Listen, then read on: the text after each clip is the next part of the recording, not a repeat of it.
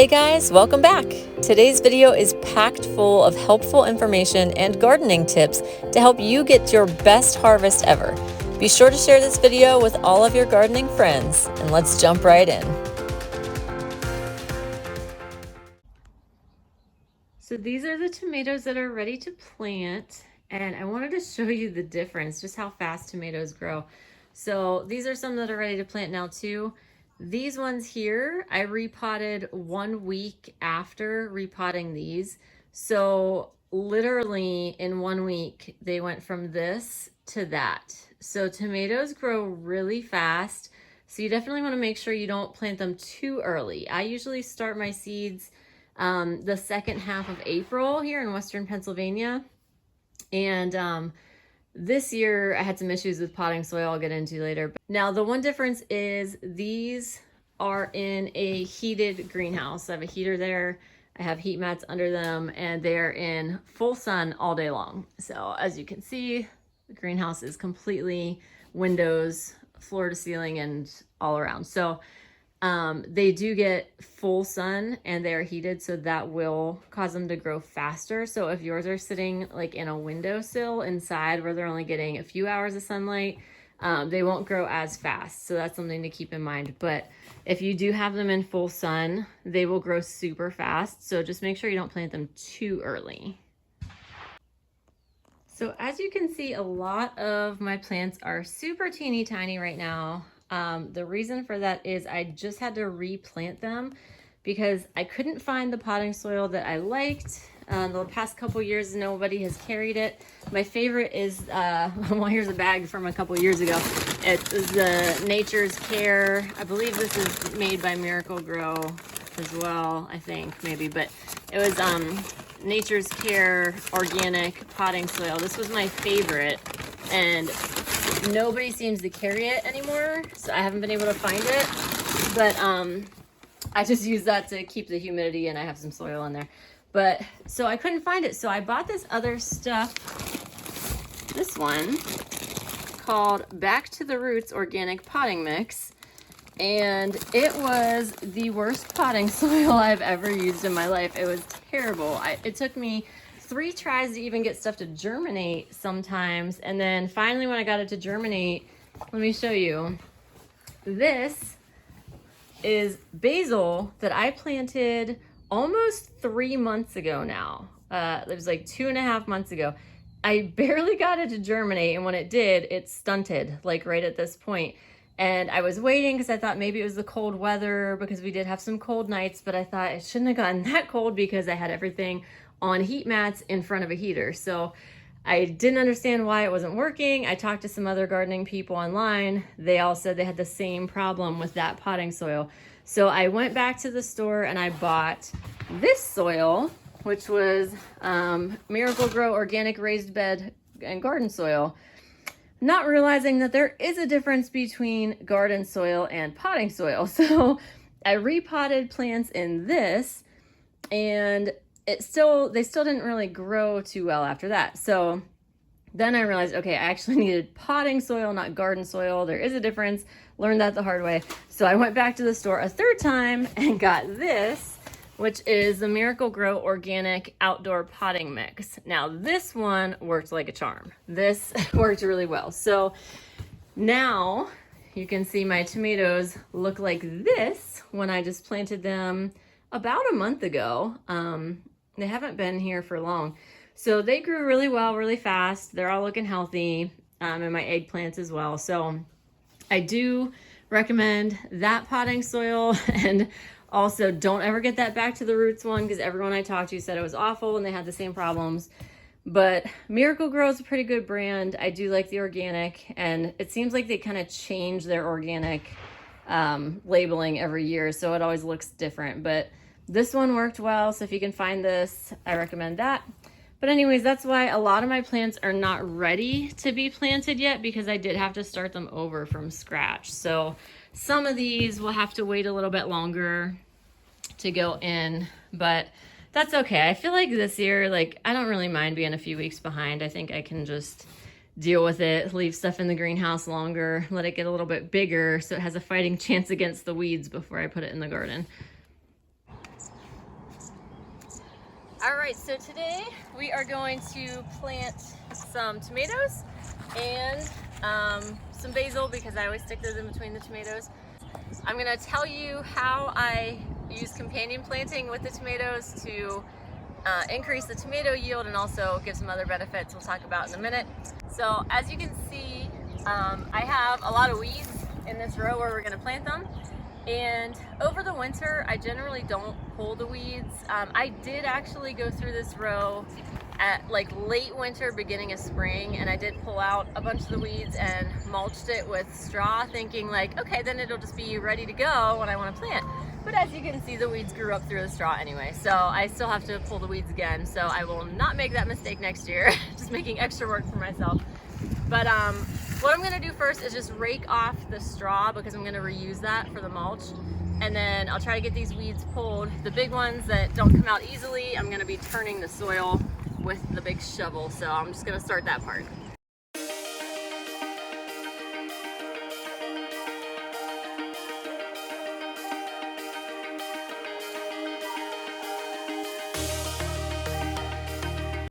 Okay, I'm just gonna work in smaller sections here because it's a sunny day and I don't want the soil to dry out too much. So I'm gonna stop there for now, pull some of these weeds out.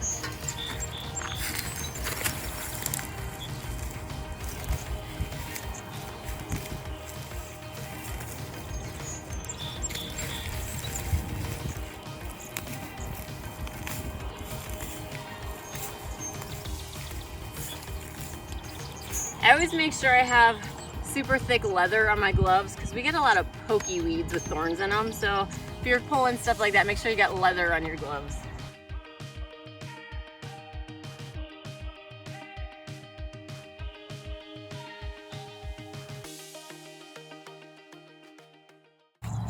Okay, so like I said, I did go through here a couple months ago and I loosened all the soil back then and then put the mulch on it. So it might not be that bad, but there are still a lot of like roots in here now from the new weeds. So I guess I'm gonna have to loosen it again. So anyway, you'll get to see the process of that. All I do to loosen the soil is I take my big shovel, take a scoop. It's actually not too bad. And then I flip it over and I break it up with the shovel. If there's big chunks of roots like this, I'll just shake the soil off and chuck those out.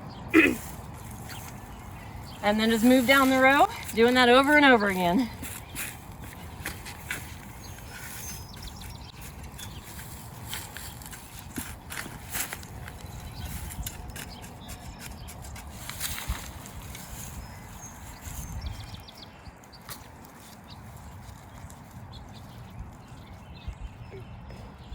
You don't want these in there.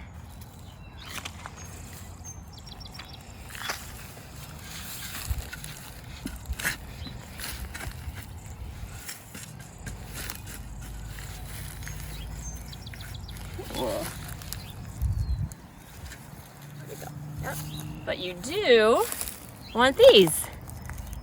I got lots of earthworms in here, which is a great sign. They fertilize the soil, they help to loosen it and aerate it. So we're gonna put him back in there. Good job, buddy.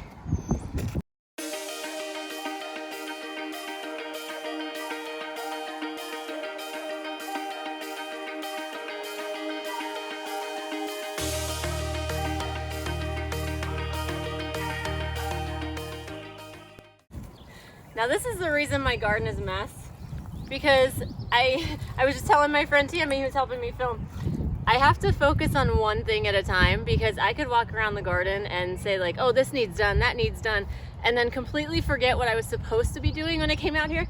And so when I'm focused on one task, like today, the objective is get the tomatoes planted, right? So like my goal is not clean up every weed as I go, drag them all out to the burn pile. Yeah, no. So when I am pulling weeds, I'm focused on get tomatoes in the ground. So the weeds just go like that. So there's piles of weeds all over my garden rows, and that's a project for another day. So we got to focus on the task, getting tomatoes in the ground. Now, if you want to, you can rake this so it's a little bit more smooth. It doesn't really matter. I mostly just do it with my hands as I go. So I'm gonna plant the tomatoes 4 feet apart. These are a variety of tomato called red pear tomatoes. And sorry, Tammy's tripping on the garbage that's in my garden as we speak. She's trying to film. So these are called red pear tomatoes. I got these seeds from Italy, actually. I've had really good results with a company. I think it's called Seeds from Italy. I can't remember the website, but I'll link it for you if you guys are interested. But I've had really good results with their tomatoes before, and even now I got a 100% germination rate from the seeds that were shipped from Italy. So they have really good quality stuff, and they're growing beautifully. I only planted these like 2 or 3 weeks ago, something like that, and look at how big they are already. Speaking of the size, I do not like my tomatoes to get much bigger than this before I plant them. I know when you go to the gardening centers, they have like huge tomatoes. Some of them have flowers on them already. You don't want to buy those, because what happens is when it spends that long in a pot, that's all you're gonna get. Like, its growth is usually stunted at that point because it's been in the pot for so long, and a lot of them get root bound. And I have bought tomato plants in the past that were like big, huge plants, put them in the ground, they never grew. Like, they just stayed that size the entire summer. I never even got any tomatoes off of them. So I like to plant them when they're young, because that way they will keep growing. Their roots aren't bound in the pot, and they grow a whole lot bigger and produce a lot more. So it might seem counterintuitive to not buy the big tomato plant from the store, or any plant for that matter, but you really do want to plant them when they're small if you can do it. So this is as big as I like them to get. And so I'm gonna plant these 4 feet apart, and I don't get out a tape measure for that. I just use my boot. Like, figure my boot's about a foot and I just step it off. So you can do that. It's not that serious. I'm gonna do some tried and true methods for companion planting that I've used before, but I'm also going to experiment with some new things this year. So let me get my tools, one sec. All right, I know I said I was getting tools. I didn't mean tools, I meant stuff. Okay, so something I've always used with my tomatoes ever since I learned about it years and years ago is eggshells. So we have chickens. If Tammy wants to turn around, you can see our beautiful flock of chickens there. And so I save their eggshells and I rinse them out in hot water, let them dry on a plate on the counter. And once they're completely dry, I crush them up. And this year I did actually put them in a food processor, so they're real tiny, into a powder. But I always put eggshells in the base of the hole before I put the plant in. And then you can add them again later in the season too, just for another boost. But the eggshells are to give the plant calcium. If you have ever had a tomato that was beautiful on the top and you flip it over and it has a rot in the bottom, like a big rotten spot, that is called blossom end rot. That is one of the things that a calcium deficiency can cause in tomatoes. So the eggshells are to give them the calcium to try to avoid that. The other thing that causes that is uneven watering. So you want to have consistent watering, give them some eggshells, you will have very little problems with blossom end rot. So that's what the eggshells are for. Like I said, I use those every year. This is something new this year. I'm going to use some banana peel powder. So I have a freeze dryer. I freeze dried all my banana peels and ground them up into a powder, vacuum sealed it in a mason jar. And this is for potassium. So anything that fruits, the fruit generally uses potassium. And so this is gonna make bigger tomatoes, better tomatoes as it's fruiting. I am gonna put some in the bottom of the hole as I'm planting, but it's really important to add this when you first start flowering, because that's when the fruit is forming, and you wanna make sure it has plenty of potassium while that fruit is forming. So I'm gonna try this out this year and see if I get bigger tomatoes because of it. So I'll let you know how it goes. Another thing I've done in the past is plant marigolds around the tomatoes. That helps to keep away some of the pests, and rabbits don't really like it, like rodents and rabbits. Now, ideally, you wanna plant these in your greenhouse or inside ahead of time so that you're planting an actual plant, not just seeds. But it's been a year, guys, so like I just never got around to it. Okay, so I figured I have these seeds, I'm just gonna stick them in the ground next to the tomatoes, and if they grow, they grow. If they don't, I'm no farther behind than I was before, so it's fine. So I'm gonna just put some marigold seeds in there, The other thing that I always plant with my tomatoes is basil. And I put one basil plant in between each tomato and one on each end of the row. The basil keeps away tomato hornworms. Now I'll try to find a picture online and post it there for you in the corner so you can see what a hornworm looks like. But they are basically a giant, big, fat, bright green caterpillar, and they will decimate a tomato plant like in a day. I mean, they just eat the whole thing. They will kill your tomato plants really easily. So they don't like basil. I have noticed every time, ever since I started using basil in between all my plants, I haven't had any problems with tomato hornworms. And I used to come out here and find 3, 4, 5 on every plant before I started using basil. So this works really well. Again, ideally you want your basil to be bigger, but as you saw in the previous clip, I was explaining why I had to replant everything just a couple of weeks ago because of the potting soil issue. So my basil's tiny, but I don't want to put my tomatoes in without the basil because I don't want those hornworms coming. So as tiny as it is, it's going in the ground. And we'll just have to make sure that there are no weeds around it competing with it until it gets a little bit bigger. So that's my system for that. And then the last thing I'm gonna add this year is to add nitrogen to the soil around the tomatoes. I will be planting some green beans and some peas. So I've been growing green beans and peas and tomatoes for probably 10 years, but 1 second. Sorry, I just got a text from my husband, had to answer that. But I have been growing these for many years, but I've never grown them together. And they can help each other out because in the heat of the summer, the peas can benefit from being in the shade of the tomato plants because they don't do well in the extreme heat. So I'm gonna plant these on the south side of the tomatoes. It's south-ish, it's not exact, but I'm gonna plant them over here because the sun spends most of its time over here in the summer. So I'm gonna plant these on the downhill side where they can be shaded by the tomatoes during the hottest part of the day. And peas and beans add nitrogen to the soil. So the tomato will benefit from the extra nitrogen in the soil. It's like adding fertilizer without adding fertilizer, basically. I have the green beans I'm gonna plant on this side of the tomatoes because the tomatoes will be taller than the beans, as these are bush beans. So bush beans do not need a trellis, they don't need to climb. They only get about this tall. So they won't block the sun from the tomatoes. The tomatoes will be way up here on the trellis. So I'm gonna put the bush beans on the uphill side of the tomatoes. They will also give those nitrogen, and we'll see how that goes. So I'm like really putting a lot of effort into tomatoes this year, in case you can't tell.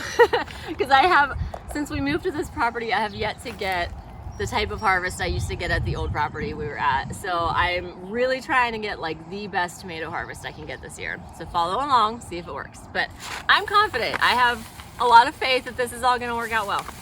So anyways, that's enough yapping. Now I'm just gonna do stuff, but you'll know what I'm doing as you're watching.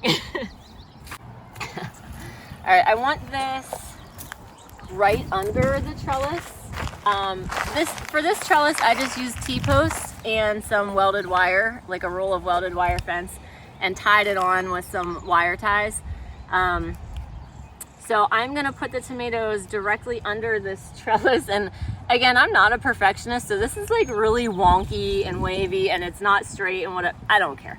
But I'm gonna do my best to line it up with the trellis. And so that way when the tomato grows, I will use some Velcro strips. I'll put a little picture of the Velcro strips in the corner for you.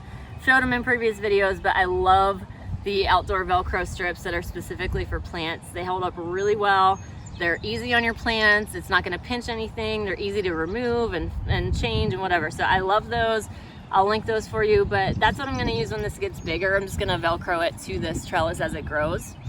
And then I'll show you in the row where I don't have a trellis, how I'm gonna set those tomatoes up. But all right, so now I'm just gonna measure out where everything's going.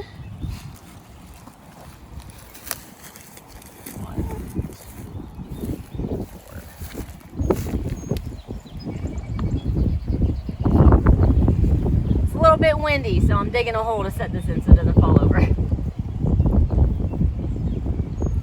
right. And we're gonna basil on the end. I guess I need to pull these weeds too. Alright, I'll loosen that in a minute, but basil's gonna go over here. We're gonna do another basil in between. Now it seems like these are really far apart right now because they're small, but once these get growing, they really stretch out horizontally. Even the basil too. I can show you down there in a second how big the basil plants got last year. Want to take a field trip? Let's go.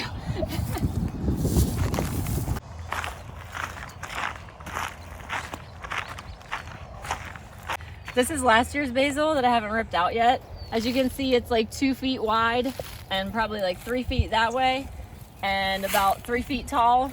So like I said, it will expand and grow. Last year, the basil was actually crowding out the tomatoes. So that's why it looks sparse now, but trust me, that's what you want. While we're here, I'll just show you the tomato cages. This is what I use if I don't have a trellis for the tomatoes. I'll just use these. I have done the Florida weave method too. You can Google that if you want. It was hard to keep up with because you have to keep going back and tying more string as it grows, and I didn't keep up with it well, so that didn't work out for me so much. But you just want to get like really sturdy tomato cages and taller ones because tomatoes will get heavy and they will fall over. So don't get the little cheap ones that are $2.99 or whatever. Like these were from Agway, I believe. I got these and they were more heavy duty than what you could find at like Walmart or something. So okay, back to planting.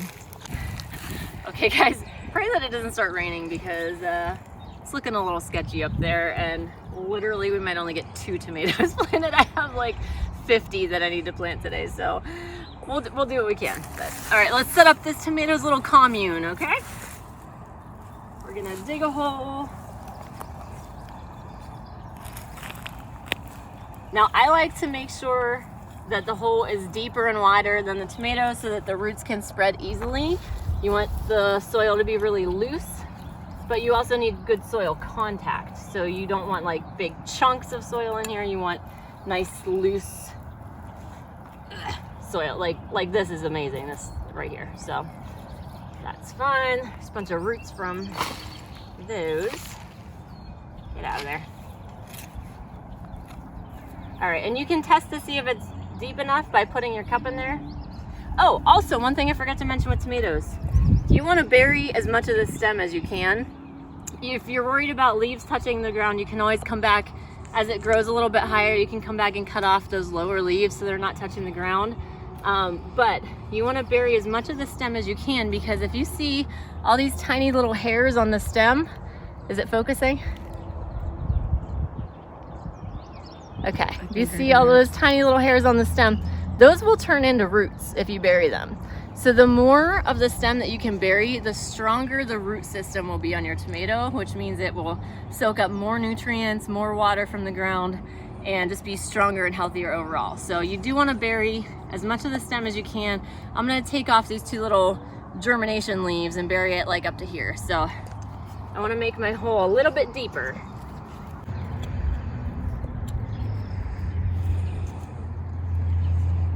All right, that's deep enough. So now we're gonna add our embellishments, we'll call them. Can you close up on the hole here, Tammy? I don't know if you want to get like on this side or if you can see it from there. Yeah, okay. I'm gonna take my gloves off for this because it's just easier. So when you're worried about, or when you're thinking about like how much to add, think about like putting seasoning on potatoes or something. So you're gonna like sprinkle, you want a good amount, but not so much that it's covering all the soil, because obviously the roots need contact with the soil. So I'd say about that much of the eggshells. And we're gonna put about the same amount of the banana peels in there.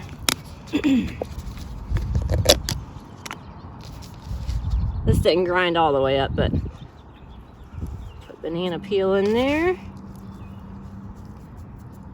And then what I like to do is put a little bit of soil on top and kind of mix it so that it's not just straight eggshell or straight banana peel, but you want all those nutrients right at the root level of the plant when you put it in, so that it has access to those right away. So that's that. We're gonna pop this guy out. Look at that beautiful root system. See, even at this small size, it has plenty of roots to get started. And you don't want these roots to get root bound. Like you can see, they're not wrapping around, they're not tight, they're loose and ready to go. So that's exactly what we want. And we're gonna make sure that the loosest soil goes in first so that the roots have really good soil contact. And you can just break it up with your hands as you sprinkle it in. Again, I'm gonna take these little leaves off here and I'm gonna bury that part of the stem too. You are gonna wanna press down to make sure there's no air bubbles in there, but you don't wanna like completely smush it. I mean, don't like step on it or anything because you don't want to compact the soil too much. So if you're just pressing with your hands, that should be plenty fine. Bury a little bit more of that stem. Okay, so there is our tomato. Now, another thing I do with these is before I plant them, I do have them outside when it's a nice weather day so that the wind will hit them. Because if they've never been exposed to wind, they're just gonna fall over as soon as you put them outside. The wind will blow and they'll fall over. So I do expose them to wind. If I have them inside and I can't take them outside, I will put a fan on, an oscillating fan, so that these stems are strong enough to handle the wind once you get them out here. All right, let's plant Mr. Basil over here. Now the basil doesn't need any amendments to the soil, or at least in my experience, I haven't found that it did. But one thing that it will benefit from is having the beans and the peas around it, because anything green and leafy loves nitrogen. So the beans and the peas adding nitrogen to the soil will just make the basil get bigger. So that'll be great.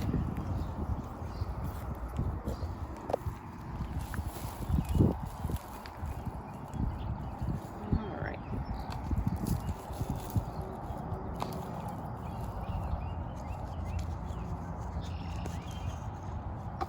This one doesn't have very much roots in the bottom yet. Like I said, it's still small, and ideally you want it to be a little bigger than this when you plant it, but it is what it is for me this year. So here we go. Ah! You can see the soil fell apart because there weren't any roots at the bottom of it.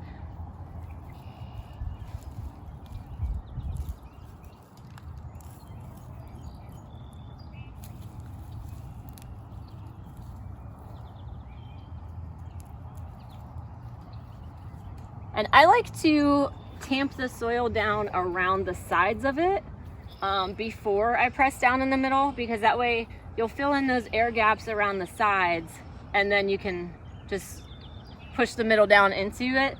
If you push down in the middle first, you're gonna end up with this really deep bowl and your plant will be like buried at the bottom of this bowl. It'll probably get too much water when it rains and it won't get as much sunlight if it's down inside of a bowl. So I tamp around the edges first to get the air out, and then it kind of stays in place when you firm it up in the middle. All right, so we have the tomato, the basil. We're gonna get our green beans planted on this side. So for the beans, I usually plant them maybe about 6 inches apart-ish. I'm not that picky, I don't measure, like I said, but we're just gonna, let's just make a little trench here.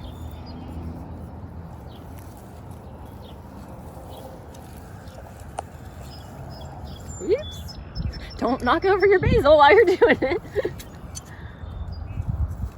I'm just gonna go to the cinder blocks so I know where I left off.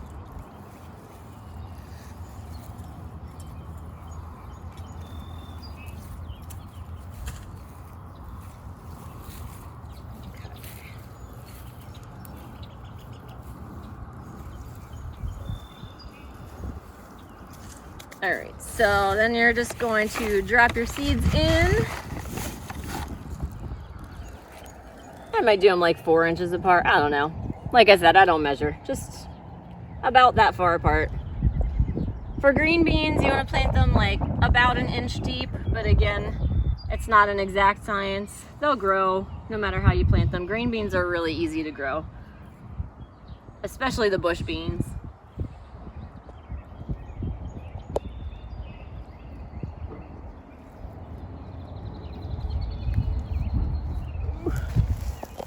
Thought I could reach it from there.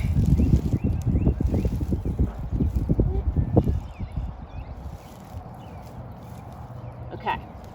I'm gonna count these because I like to keep records of how many I planted versus how much harvest I got, so I know if I need to plant more or less the next year. So got 1, 2, 3, 4, 5, 6, 7, 8, 9, 10, 11, 12, 13, 14, 15.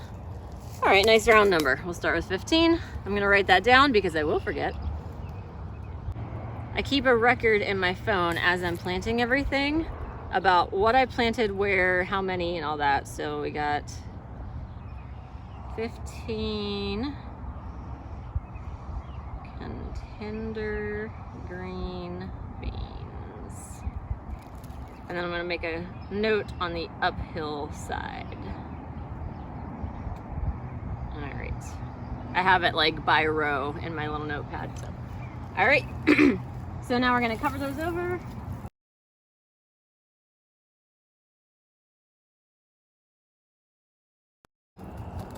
Okay, so the beans are in. Let's get some marigolds up and around here. It's my phone ringing. All right, so we got the tomatoes, the basil, the beans, and now we're gonna get some marigolds in there. Again, like I said, it's better to have a started plant, but better than nothing, we'll see. So the hard part is remembering where you put everything that's already buried so you don't dig it up and plant over top of it. But I did all the beans in a row up here, so I'm gonna stick the marigolds back a little.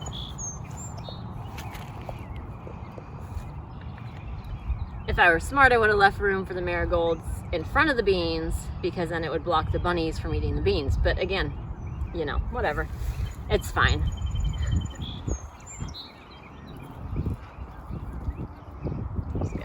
Sprinkle a few seeds in here, hope something germinates, and if not, like I said, I'm no worse off than I was before.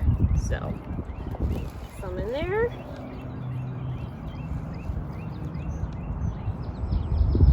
Throw some in here.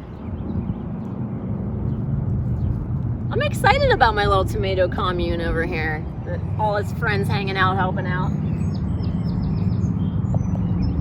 I think I could fit a few more back here.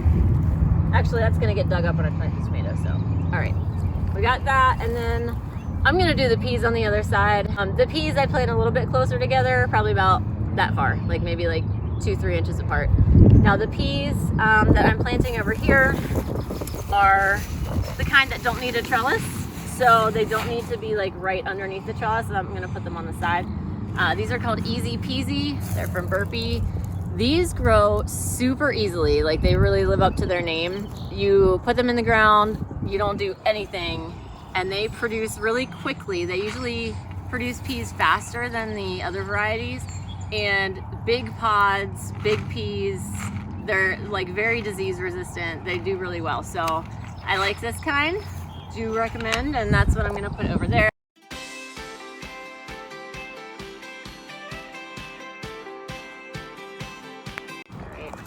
See, you know what, this is still kind of loose from when I loosened it up earlier, like a couple months ago. And since it looks like it's gonna rain and we have a lot to do and I'm kind of feeling lazy today, we're just gonna go with it. Like I said, these are very hardy peas. They'll manage, they'll be okay. Oh, and by the way, also, this is not generally the time of year that you plant peas. Usually in our area, we're in Western Pennsylvania, zone 6B, 6A or 6B, depending on your microclimate. But generally, you'd be planting peas in March, which I did. But as luck would have it this year, or as fate would have it, or whatever you want to say, yeah, the stuff that I planted this spring did not do well. I have like a couple of peas down at the end that are struggling. It was a different variety that I planted. They were really struggling. That's why I'm planting the Easy Peasy now, hoping that with the shade from the tomatoes, maybe I can still get some peas before it gets too hot. So yeah, it was a bad year for all my cool weather crops. Everything else that I planted that was cool weather was eaten by rabbits. So that was fun. I know, right? A little bit mad about that. And so I planted some lettuce up on our porch in a planter box. because when you're making burgers or something and you just want like one piece of lettuce for a burger or a sandwich or whatever, you don't want to have to hike all the way down to the garden to get one piece of lettuce and hike all the way back up. So like, it's like, all right, I'll plant some on the porch in a planter box and it'll be super easy and convenient. Well, the stupid squirrels and chipmunks keep eating it. So I have not got a single piece of lettuce yet. And it's the middle of May. So yeah. The soil's a little bit harder down here. I'm gonna loosen it a little bit.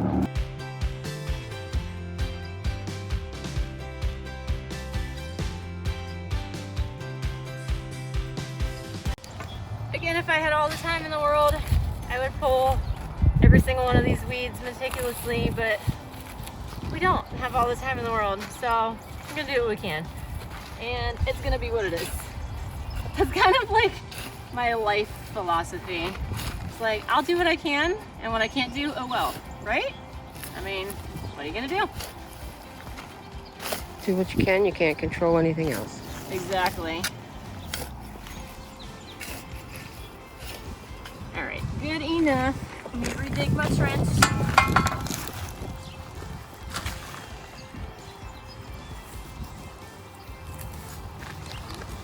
Peas you want to plant about 2 inches deep. Again, they're forgiving. It's not exact.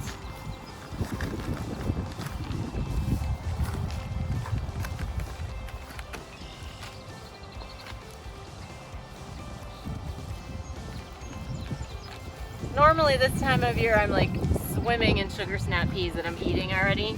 Haven't gotten a single one. I don't even think my peas have flowers on them yet. It's been a rough spring on here in Western PA. Amen. But this is my second chance, right? And if these don't grow well, then I'll replant at the end of summer and try to get a fall crop. I'll get peas one way or another. I love peas. They're one of my favorite vegetables. You ever notice how the older you get, the louder it gets when you stand up from the squatting position? Oh, yes. So we're gonna put these just 2 or 3 inches apart. I accidentally dropped a couple there. Yeah, peas can be pretty close together. And that will even just help them shade each other too, since they don't like the hot sun. Oh, I forgot to count. Okay.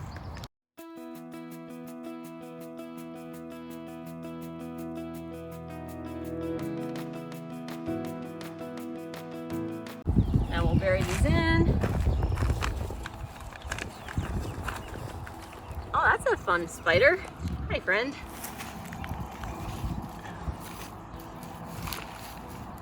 I don't enjoy having spiders in the house, but having them in the garden is awesome because they eat the bugs that you don't want in the garden.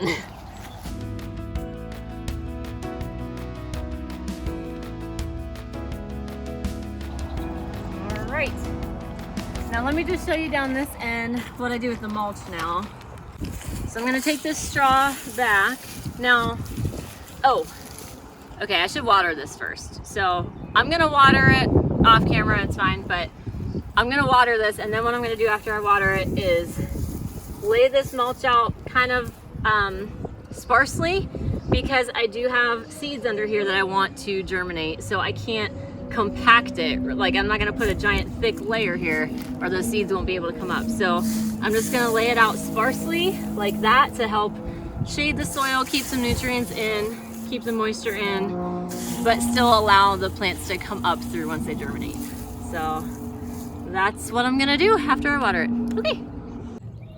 Okay, it's 2 days later and you can see the plants are doing well. The basil's still hanging in there and our tomatoes are hanging in there too. We had a really, really hot day today. It got into the 90s, which for May is unusual for Pennsylvania, but it looks like all of the plants are still doing pretty well. So I made sure I came out and watered them all this morning really well before it got super hot, but they look great.